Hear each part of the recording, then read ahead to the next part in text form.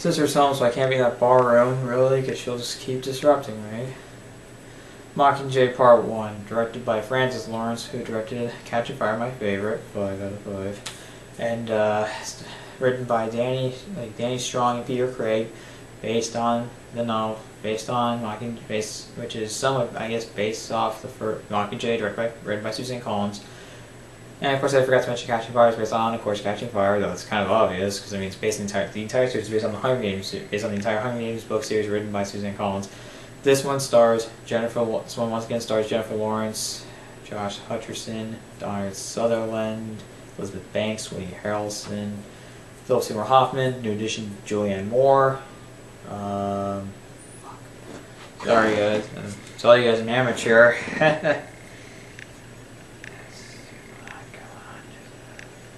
Now this one is set after the events of Catching Fire, with after the events of Catching Fire, where Katniss is in District 13. It's like 12 districts, right? Well, maybe 12 active districts. Well, maybe it's 13 districts, I guess. I don't care right now. I'm just confused, guys. I kind of don't really care either. Okay, District 13. I'm not sure they participate in the games for all I know. Maybe they do. I don't have no idea. I have no idea. Sorry. Of course, I mean, she is... Also, this movie stars Philip Seymour Hoffman, Jeffrey Wright, Stanley Tucci.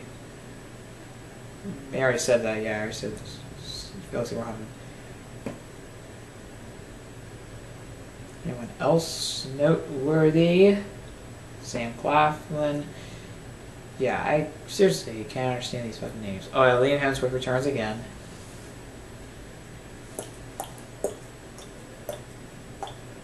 She's in District after the events of Catching Fire. She's in District 13, and of course, she goes, and you know, many people. I think like the people of like District 12, I think, or like, you know, many people who. Shit. Yeah, I told you, I'm not an amateur.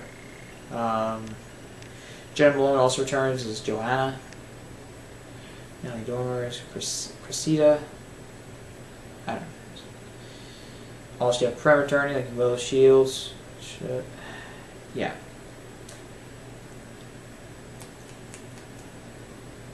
Yeah.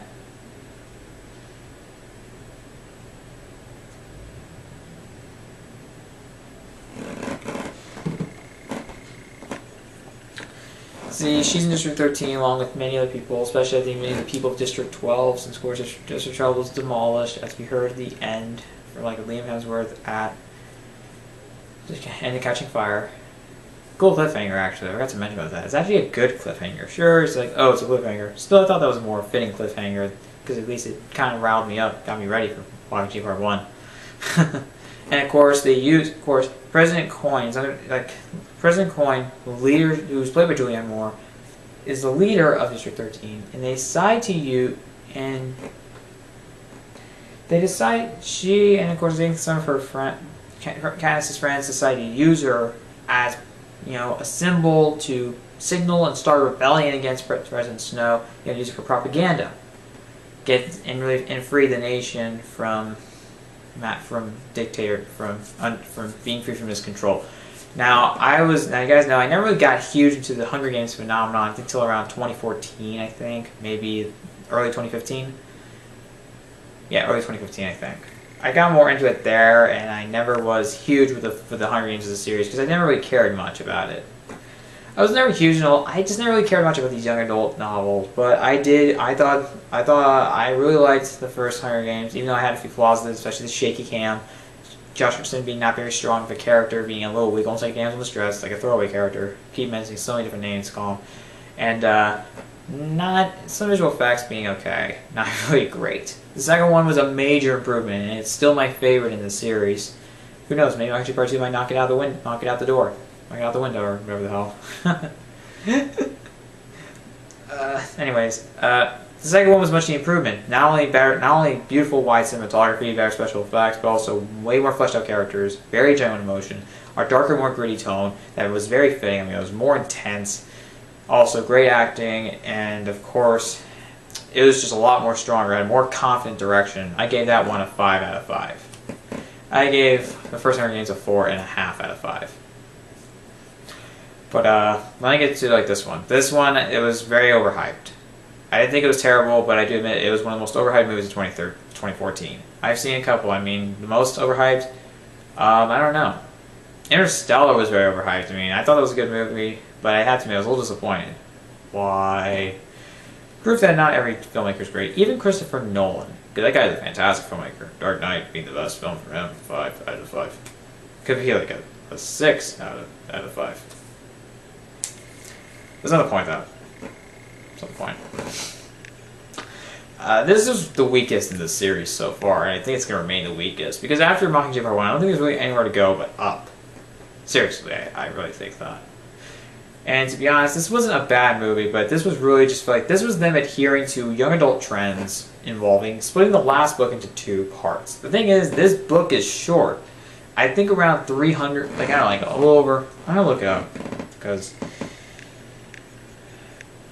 Okay, this, according to Wikipedia, it says this one is 390 pages. So that's not a lot of material to split into 2 films. Especially when both films take over 2 hours. It really says something. Now, as a setup, I think it's fine. But I do admit, it is a weak installment trilogy. Why? Because there's a lot of sitting around talking. Now, I'm going to make reference to Star Wars Episode 1 and Episode 2. Now, there was a lot of action going on. Whenever it was exciting. It was fun, you know? But the biggest problem is a lot of people stood or sat around talking. Here they do too, but they're not routed by terrible acting and terrible dialogue. Here they do talk, their negotiations are a lot more riveting. And of course they have good dialogue, good direction, a lot of other things. But unfortunately, it kind of hurts the film because a lot of that happens. There's just not a lot of exciting things going on. And the film almost feels unnecessary. Actually, I found it kind of unnecessary because, just come on. Why would you want to do this? I mean, you're doing a good job of avoiding all these young adult trends by giving us strong themes, mature characters, well-developed characters, a gritty storyline. Overall, you were great at avoiding all the conventions of young adult films, and I thought I did a great job. Especially hitting a high point with Catching Fire. Enough said. Here, I still think this is a watchable film, but I do have to admit, this was disappointing. Why? Because there just really isn't anything to really keep you interested throughout. There are some grisly images, and there are some tense moments.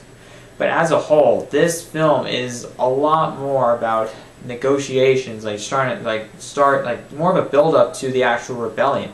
Now, sure, it's not a bad thing. The thing is, they take a long time with it. I mean, this movie is 2 hours, 3 minutes long, and still, it's not very interesting or really worth that much sitting around for.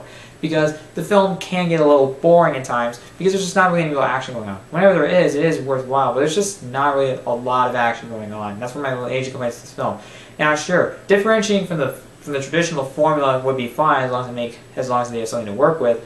The problem is, I mean, this really felt more like a lead into the first film. Now, it's not a bad thing really, but it was just not really up to par with the first two. Seriously, this is weaker than the first one. And the first one, naturally, I'm not hating on it, but really? Shit. Francis Lawrence is still doing the best of what he can with the material he's given. I still think he's a very strong director. I mean, he offers up some good action sequences a lot. He still offers up a very shocking dystopian future. That's my phone went off. Future where I keep saying that over and over again. Where I mean, conditions are horrible. I mean, these districts are poor. They have bad living conditions, and they look like they look like almost like they're going to be killed one day, or be killed soon. It's just really sad. I mean, it's like going back to all these mass genocides, mass destruction, all these districts, people being killed, people running away, trying to hide. It's just really sad. And also the propaganda. Now, there were a couple scenes I did like in this movie. Some of the propaganda scenes. And one, like, remember that scene in the trailers, like when those two carrier jets, I believe I'm gonna call them, whatever the hell, like helicarriers, whatever the hell, like those two jets, like when Gale, I think it's Gale, like Liam has replaced him, I believe. I'm just gonna play that because I mean, what do I remember anymore? Yeah, Gale. Gale and Katniss shot down like those jets and they crashed. And of course the propaganda that was lived after that. It was a powerful scene. It was one of my favorite scenes in the movie. And I did think it was good. The cast is still good. Jennifer Lawrence is still a very strong, compelling female heroine. She's still a character I'm invested in throughout it. And also the emotion in this movie is real. I never saw any sort of preachy moments. There was 100% real, raw emotion. And I love that especially. This film also never had action on there. I think it was fine, but it was mostly a lot involving the propaganda. Now, sure, I didn't think it was a bad idea, but the problem is there just really isn't a lot to keep you interested or really keep you in your seat because there's just not a lot of exciting things going on. There are some tense moments. There are some pretty gritty images that may be a little unsettling, even if it is a PG-13 movie. Seriously, you gotta give credit to that for doing the best, that really pushing the rating to its limit, like pushing like what they can allow on with the rating they have. Pretty good. It's pretty damn good. Visual effects are also pretty good. The effects are good, the production design is pretty good, the art direction, I guess you could say, is fine. The makeup and the costume design, I think, is fine. And also, some of the additions to the cast are good. I think President Coin is pretty good. I think Julianne Moore is a great actress. I think she's fantastic. I loved her in Boogie Nights and, of course, Still Alice, which she won an Oscar for. If you haven't seen it, watch that. It's a really good movie. It's a great movie. But here she's pretty good. She offers up she's pretty strong as a character. She's also pretty strict. But she is a character that maybe a little bit kind of like a cold in terms of personality. But she is a well-developed character, and I think Moore plays her pretty damn well. Philip Seymour Hoffman, rest in peace. I mean, this is like Mockingjay Part 2 will be his last film. I mean, I think he worked on part of it. Now they're just finishing up with CGI, and I think his voice. Hopefully they'll do it really good. It's going to be really nice to do that. And,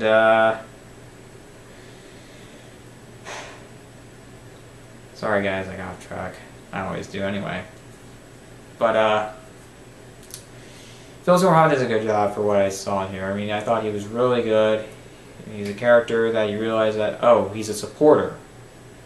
Cool. I mean, now this character's actually likable, but also he's a very complex personality. Once again, like, Phil Seymour Hoffman's known for adding humanity and depth to his characters, and he once again does it here. He does it perfectly. He is great in this movie. He's really a character that is really understanding, and overall is a character that is part of the cause. I mean, he's devoted to it. Now, Josh Anderson is not in this film a lot, but from what I've seen of him, he does manage to do well with the material he's given. Sure, he's not a lot in this film on the screen, same as Stanley Tucci, who's one of the most entertaining characters, but this movie really looks at the more grit. Is a good build. I think it's I thought it was a solid build-up to the actual finale, which is coming out in this year, November. I am really excited for it. We all are. Now, I think Francis Lawrence offers a lot of confidence in his direction, doing the best material he can. I already said that. What the hell am I doing? The writing, I think, is okay. I mean, there's still a strong political subtext. There are some good performances in this movie. Yes, there are. Well-developed characters, real emotion, really some tense moments. But overall, this movie is more about more of like the build-up to the actual thing taking place. I mean, talk about like all the planning, the propaganda, and the cliffhanger. I mean, knowing the fact, the cliffhanger in this movie I thought was fine. I thought it worked well. But we all know where it's going to go. But of course, it goes to a good end. I think the movie was really tense at some points. There were some pretty good, there was some good conversations I thought were actually kind of riveting. But as a whole, this is not very this wasn't all that necessary. I feel like they could have just really ended it with Mockingjay. That would have been fine for me. I mean, I wouldn't have hated it. I thought it would have been more fitting. But, you know, let's just hope Mockingjay Part 2 really makes up for this. Now, I think I'm going to give this movie a 3.5 out of 5. I didn't hate the movie, but I was a little disappointed. And I did enjoy. I thought it was more bad than good, but I still thought it was a little disappointing considering the hype. And also the fact is, this is leading to the finale. And also, it was a little ridiculous that they split the last book into two, even though there's just not a lot of material to work with. I also want to point out that I do think this film, I mean, this could have been a lot better, but I still find it a little hard to believe. Anyways, guys, that's my review for Mockingjay Part 1. Comment below what you think about it. How would you compare it to the other two films? Are you excited for Mockingjay Part 2? I know I keep saying so over and over again, but are you excited? I really want to know. Comment below and subscribe to my channel for more videos.